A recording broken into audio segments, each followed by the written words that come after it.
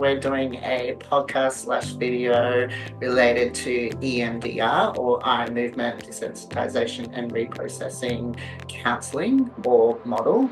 And here today we have Adam and Prue, who are counsellors with Safe Place Therapy. Prue is a director and owner of the business, and Adam is one of our lead clinicians. My name's Stuart, and we'll be talking, as I said, about EMDR and what it's all about and what to kind of expect from an EMDR kind of process. So how about one of you just explain for us what is EMDR and how would you kind of explain it to a client coming to see you? Nice one. Hi Stu. I normally start by saying it's a particular counselling approach that was developed some 30 or so years ago, but that's really kind of become a lot more popular in the last few years. And it's designed as a real power move when it comes to helping people to take the distress and the residue out of terrible or difficult or traumatic experiences that they've had in their past. Lots more I can say about it, but that's a good starting point. Yeah, sure. So is there like a visual that you use normally with a client, or like an analogy that kind of best describes it and kind of fleshes it out for them? Mm-hmm. Yeah, I think the way that it was described to us and the way that we were trained in it was that traumatic or difficult material gets stuck in the brain. It kind of gets siloed off from the rest of the memories. And that's why you can experience sometimes intrusive thoughts and intrusive experiences about these traumatic experiences. And what EMDR therapy aims to do is, by desensitizing that material, it then allows it to be integrated into the rest of the brain so that it's then not siloed off anymore. It's then linked in with more helpful information in the brain. Yeah. That's kind of how I would explain it. Isn't it funny how the brain reacts and we've kind of got no real knowledge as to why it does what it does? So, when two people have a car accident, the same accident, one might walk away with, significant distress or significant kind of issues for them, and the other might walk away with kind of mild anxiety. So isn't it interesting that, it's sometimes hard to understand the why per se, but when that distress is really there, EMDR seems like it's a really great tool to turn that intensity down. Mm-hmm. And it can work for what I call like big T trauma, which is like, say something like a car accident or a robbery, as well as little T trauma, which, might be something like, a death of an animal or things like that. So it works on multiple levels at very kind of intense traumatic big T trauma things and little T trauma things. So it's useful kind of across the board to help, lower that really difficult emotion that can sometimes get stuck. Mm-hmm. Yeah. Do you have any exciting results that you feel comfortable sharing, like maybe a particular client presentation where you go, wow, this has had a great impact for them? Yeah, I've got one I can share. I had a client who I've been seeing for quite some time. We had have a fantastic rapport, and she decided that she wanted to process some different events. So she had an event that was stuck in her mind about when she was maybe 12 or so, and she has this memory of her father yelling at her when she was trying to do her maths homework at the kitchen table, and she had this very clear memory of him saying, "Are you stupid?" And that was just kind of stuck in her head. And through the process of EMDR therapy with desensitizing that material, she was then able to come to an understanding that it was not intended as a criticism. It was actually maybe not delivered in the best way, but the intention was, I know you're really smart. Why are you having such a hard time with it? And so she was able to then integrate that with all the other positive experiences she had with her father and how good their relationship was. And then all of a sudden she was able to see this in context of the rest of their relationship as being, okay, this kind of this difficult thing got stuck, but that's not the that's not what their relationship was. And so that was really pivotal for her to be able to see that he did actually love and care about her and had confidence in her intelligence. Mm-hmm. Yeah, so it's almost like the brain gets stuck on things even without our choice, right? It's like there's this thing that just gets lodged in there, and EMDR is a really helpful tool to dismantle that lodgement, dismantle that, and kind of shape things differently in the brain. Okay. Yeah. I can say one question that people often raise when we start to talk about EMDR is what sort of memories might this be useful for, or how do I know if something is a good memory to target with EMDR? There's several answers to that question. I think one is that they're often the memories that when we think of them, they come with this big flood of emotions, this big emotional activation, often the emotions that we were feeling during that moment. And that's not normal for most of our memories. Yeah. Another indication is that they're often the kind of memories that are intrusive, unlike with most of our memories, where it sort of feels like we're trying to recall something or trying to find the file somewhere in our memory bank. These kind of memories, they come to us, it's 3 a.m. in the morning and you can't sleep and, oh, here we go, I've got that memory again, or they're sort of recurring, or they show up in flashbacks or in nightmares and so on. Another thing associated with these memories is that we're often left with a belief about the world or people, or particularly ourselves, which on a good day, we know it's not true. But on a bad day, or when something comes up for us, this negative belief about ourselves feels true. And some common ones there are that, I'm not worthy, there's something wrong with me. I'm a bad person, I'm silly, I'm lazy. There's often themes around sort of a lack of control, nothing I do matters. I can't control anything. Feelings of not being safe are a common one. And then feelings of kind of a disproportionate sense of blame or responsibility for things that happened. I should have done more, things like that. So there's a few different compasses, I guess, that we use to help people try and identify memories that EMDR would be really effective to help with. Okay. What about the kind of opposite? So there's no memory, but there is this kind of really strong belief of, I'm not good enough, or, I'm a shit person. Like, is that an angle you can kind of take? Absolutely. So there's a specific technique that we can use in EMDR, which has you experience that emotion, and then we let the mind float back and identify when times in the past we might have felt that way. And that's kind of the shorthand that I use to describe it with clients is it's like memory mining. We're like figuring out what memories that you have in the past where you felt that way, and then we kind of catalog those and then figure out, okay, well, where's the best place to start? Because EMDR says that you should go for the earliest and the worst memory, and that can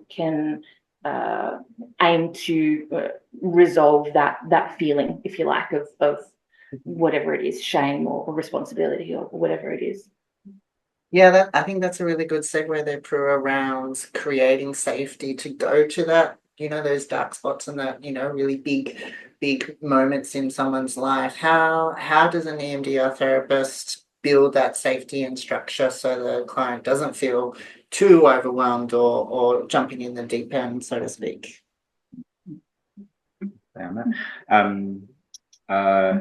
Technically, standard EMDR processing from the therapist's point of view has 8 phases that we go through. When I'm describing what it looks like in practice to clients, I'll often say it sort of feels more like there's 3 stages, if you like. There's a big preparation and resourcing stage, which is all about talking about how it works and what it is and what it's going to look like in practice. So just trying to answer as many questions for the client as possible before we get to targeting a memory. And the other big part of that first phase or stage is working through a bunch of exercises. I describe them as like warm-up activities, which give the client well-being resources that might be useful when we get to the memory processing.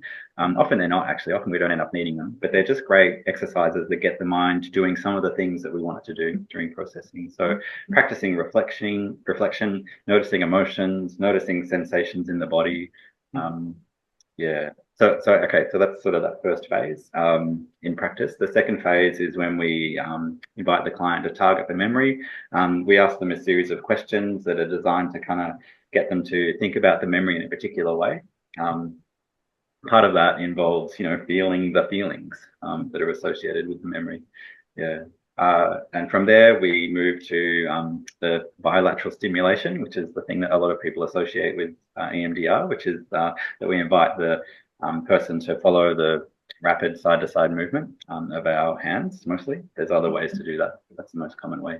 And so that second phase, the goal is for the person to be able to think of the memory and to get to a point where there's actually no distress, where the memories become desensitized, where they don't feel any distress in the body and the emotional rise is greatly reduced. Yeah.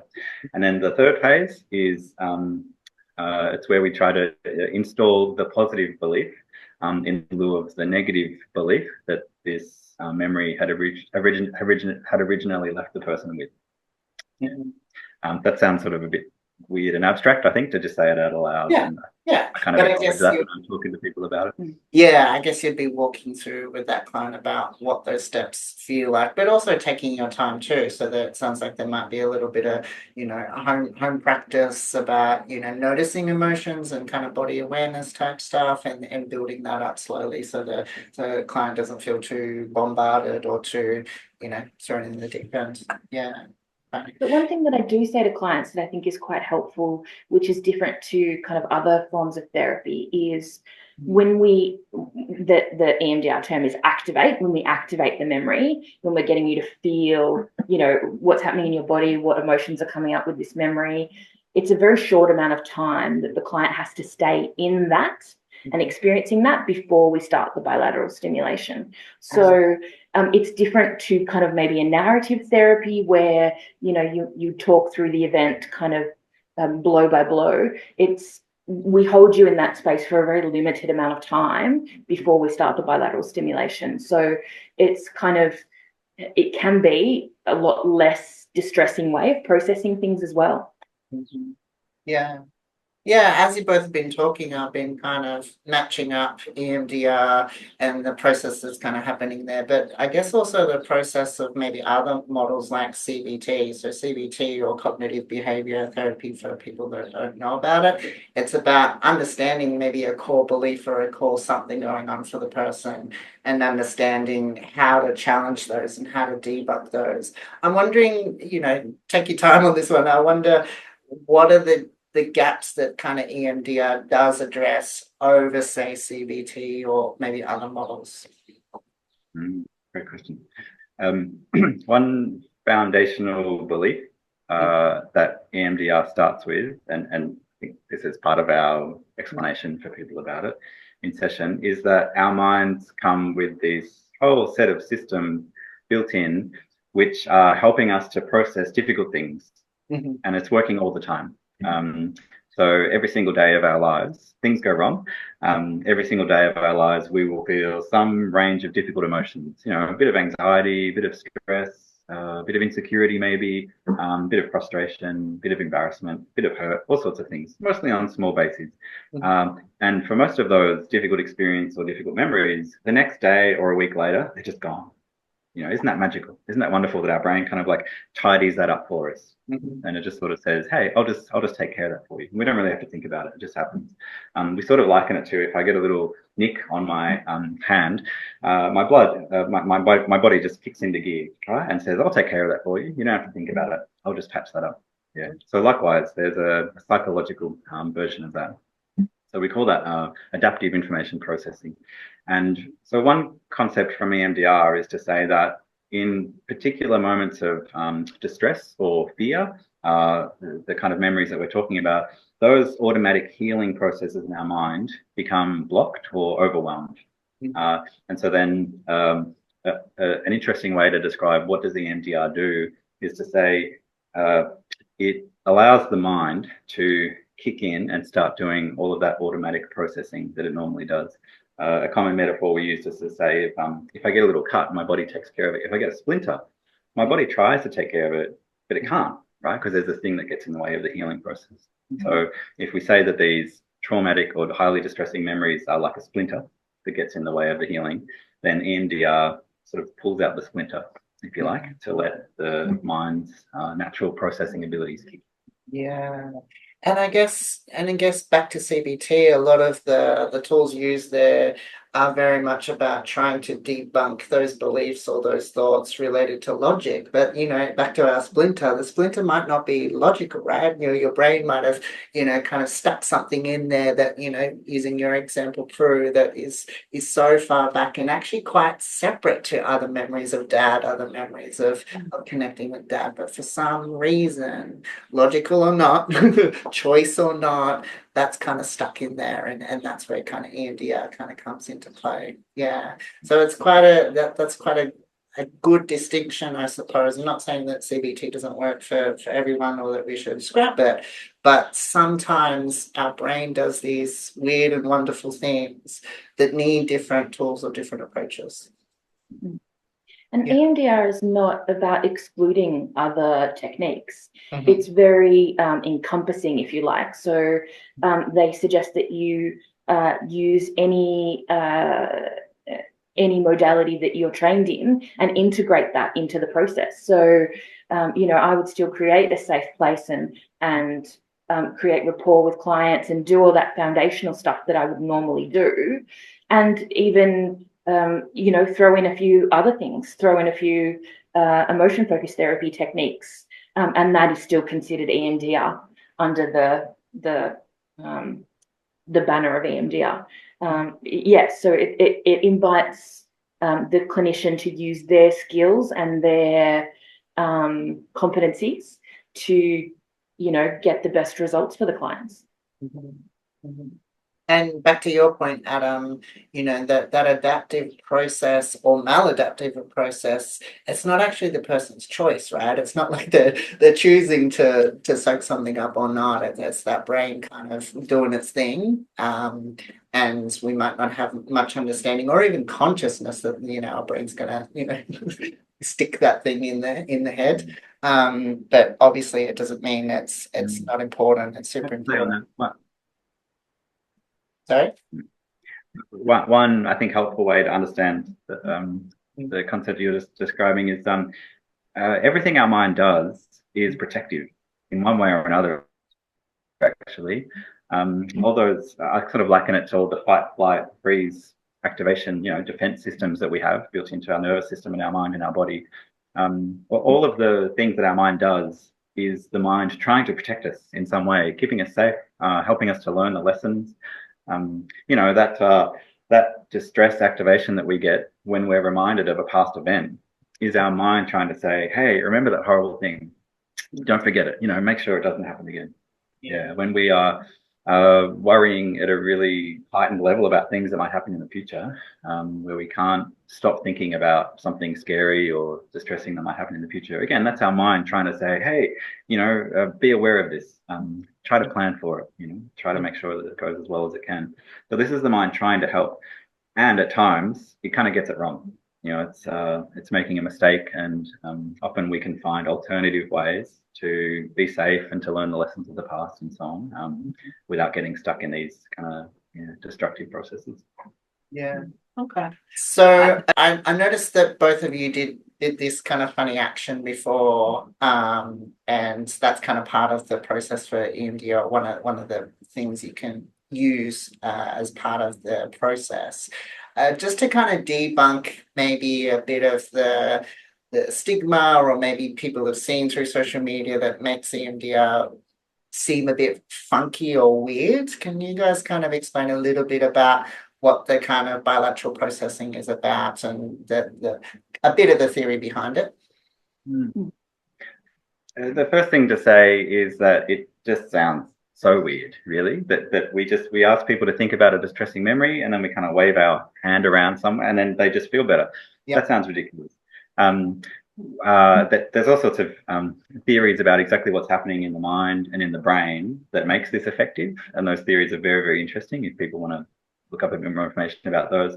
The most common, I think, accessible way that I use to try to explain it is that we invite a person to, at the same time, hold in mind a difficult or distressing memory. And at the same time, try to track along with the movement of our hand as we're in session. And I sort of liken this to having one foot in the memory and one foot here safe in the room. And if you like, that creates this, ideally, this ability to engage with this distressing material, this distressing memory, but from a place of safety and grounding in the room. And this supports the kind of the deactivation of that panic state or that heightened emotional state, which is often happening when these trauma memories are activated. So if you like, having one foot in the memory, having one foot here in the room allows the mind to sort of stabilize. The emotional reaction drops down quite quickly. People often describe a remarkable sense of distance all of a sudden that opens up between themselves and the memory, as opposed to feeling immersed back in it, like it's happening again. And from there, that sort of adaptive processing, all those systems that help make sense of something, process emotions, and figure out how to move on, those systems can sort of kick in there. Right. Okay. So before we kind of set up that EMDR process and kind of, sign up, I suppose, into those three components, what is important for you as a counsellor to understand about the client first, or important to know before stepping into that? So I think something that a lot of EMDR clinicians do is we kind of try and get an understanding through a survey called the Mid-60. We try and get an idea about if dissociation is a tool that this person uses to keep themselves safe in difficult situations. So that just kind of changes a little bit the way that we would approach an actual bilateral stimulation session, because we need to be able to ensure, like Adam was saying, that the client's able to keep one foot in the present and one foot in the past. I need to check, I need to make sure that the client is able to keep one foot in the past and one foot in the present, so that they can stay grounded to actually follow along with the bilateral stimulation. So it's really important that when they're accessing that really difficult information, that their natural mechanism of dissociation doesn't kind of override being able to be present. And so there's all sorts of grounding techniques and all sorts of different kind of techniques that EMDR has, if dissociation is a big concern for the client. But we would just kind of tweak the way that we approach that if the client has dissociation as a tool in their toolkit of things to help them survive. Yeah, I would add as well, in the first session or first few sessions before we get to the actual processing itself, we're doing assessment. So we're learning as much as we can about the person. We're trying to build a sense of kind of trust and rapport and comfort as well. And those things help us understand as much of the background as possible, the types of resiliency or the type of vulnerability in the person. So I guess, we emphasize those points to say there can be a misperception that someone says, I have a distressing memory, I'm going to sit down with someone, they're going to wiggle their fingers around, and 5 minutes later I'll be out the door and everything will be fine. So part of those first session or first few sessions that we're meeting with someone on the path to memory processing with EMDR is about doing assessment. So working through quite a lot of questions about the person's background, their family history, what's happening for them now, stresses, strengths and resiliencies, the way that they see themselves, beliefs about the world, and so on. And obviously, the issue that's brought them to counselling in the first place. So that assessment is really, really important. And then we're also kind of building rapport. We're building a therapeutic relationship where the person feels like they get to know us a bit and we get to know them. So up until now, we've talked about the process of EMDR, what it kind of entails, but also the behind the scenes theory, or things that help us understand why it works and what EMDR looks like. So let's now kind kind of fast forward. So you've done that that work, that processing. You're now kind of seeing that client on the other side of it. What are some of the big impacts? What are some of the takeaways that you see clients have after EMDR?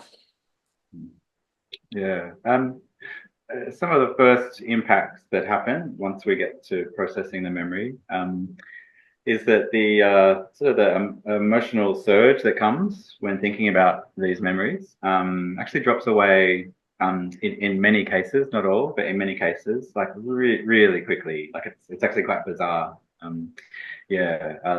Sometimes within a matter of minutes. Yeah. So that's an immediate change, and for a lot of people that just stays. That's fairly permanent. That this memory now is just it's this thing that happened, and they can sort of consider it, they can engage it. There's this sense of distance that opens up between now and the memory. It's just this thing that happened. So those two things are quite quick for most experiences. That lets the sort of adaptive brain processing that we all have, that allows that to kick in and start to think about the memory differently, particularly to draw different conclusions. And so I think when I think about the lasting impact of the EMDR processing, the different conclusions or beliefs that the person finds helpful, or adaptive beliefs that kind of acknowledge and make sense of that thing happened, but beliefs that don't continue to get in the way of things that they want to do, the person that they want to be going forward. That lasting change is quite miraculous. Yeah, that's quite amazing. I've heard clients describe it as they feel like a new person, so much more confident, and those kind of worries or shame, they've been able to let some of those things go, and they just feel a new sense of kind of hope, or a new sense of distance and resolution from the difficult memories, and that just is like a weight off their shoulders, which is quite incredible, really. And self-belief, I think. What one I want to say common experience that I've seen people have when we're doing processing is that they might have an experience where whatever it was that was happening, it was sort of a terrible workplace bullying experience, or some moment of feeling tremendously unsafe with like a parent or a carer earlier in their life. Their initial response to that memory might be one of a lack of safety and blame and inadequacy. And often at the end of processing those kinds of memories, the person identifies through the story actually, God, I was strong. Geez, I really got through that, or that was that wasn't my fault, the thing that happened. And the remarkable thing, I'll just say, when we do the training for EMDR processing, when they're asking us to sign up for the training, they say, you will bring your memories to work on in the training. So it's 25 or 30 therapists sitting in a room just practicing EMDR on each other for 3 days. So it's pretty intense. Lots of tears, and we're very bonded with these people by the end of it. But through that process, it means that every therapist that is conducting EMDR with clients has a really good insight into exactly what it feels like. Yeah, the stages, and especially that new set of beliefs that you're left with on the other side of it, which is not just what some sort of wise therapist told you to believe, right? It's this belief that just occurs to you when you can engage with these memories in a much less distressed and kind of heightened state. Yeah, Wonderful. I guess we can also make a safe guess, or I'm making a safe guess here, that coming to that new stage, or that a new awareness and belief about self, that opens the door to new work that you can then do in counselling, or a different goal set that you then have after that. Yeah, absolutely. I've done a whole lot of work with a particular client around past issues, and we've resolved a bunch of things, and now he's come to the table and he said, I've got this fear of heights. I'd really like for us to work on that. So we can do kind of future related stuff around, phobias and things like that. So there's, always more opportunities to, once we've done a bunch of past work, if you want to take a break and do some future work, you can do that too. One thing I'll add, EMDR's reputation is mostly around its ability to process and take the distress out of past events in a person's life. There's also less known but sort of equally powerful ways that we apply it to people's experiences in the here and now. So there might be sort of experiences of distress that are happening in a recurring way for people, and we can desensitize those and install new positive beliefs in lieu of them. And then there's an application of EMDR that is future looking, which is about sort of instilling, you know, a positive sense of capability and positivity. Not in some naive sense that everything's just going to be fine, nothing bad's ever going to happen again, but more a belief that you know, difficult things can happen and I'll be okay. Yeah, I will navigate it. I'll be capable with whatever life throws at me.